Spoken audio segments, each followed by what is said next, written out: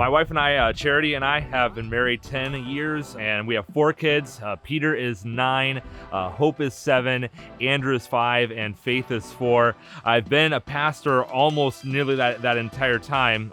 When right after we got married, I had been interning at a church in Southern Iowa as a youth pastor, went on staff there, finished up Bible college, moved out to Indiana to be a youth pastor, and then 5 years ago, we transitioned to Central Illinois, where I was a senior pastor of a small rural church there for just a tap over 5 years. And now God has brought us back to Iowa, about 45 minutes from where I grew up, to First Grace Baptist Church in Sheffield, Iowa. Charity and I planned to be in Central Illinois for the rest of our lives. We were building deep roots, but God started closing doors in ways that we didn't see coming, in ways that were really clear.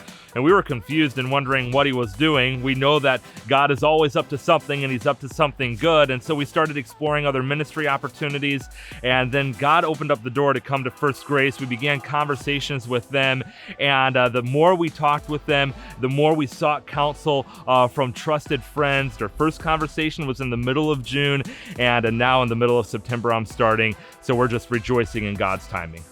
As I've thought about church ministry, Ephesians 4 has really guided my thinking, especially where Paul writes that the Holy Spirit gave shepherds and teachers to equip the body, to build up the body, and to equip the saints for the work of the ministry. And so as I think about my role in that, a part of that is equipping the believers there, giving them the tools needed. And that looks, there are so many different parts to that, aren't there? And one part of that is certainly seeing souls getting saved and getting baptized and joining the church. A big part of that is being an encouragement to the believers when they're struggling and showing them by example what does it look like to love one another, to serve one another, to all these one another's that you see in the New Testament. What does that look like?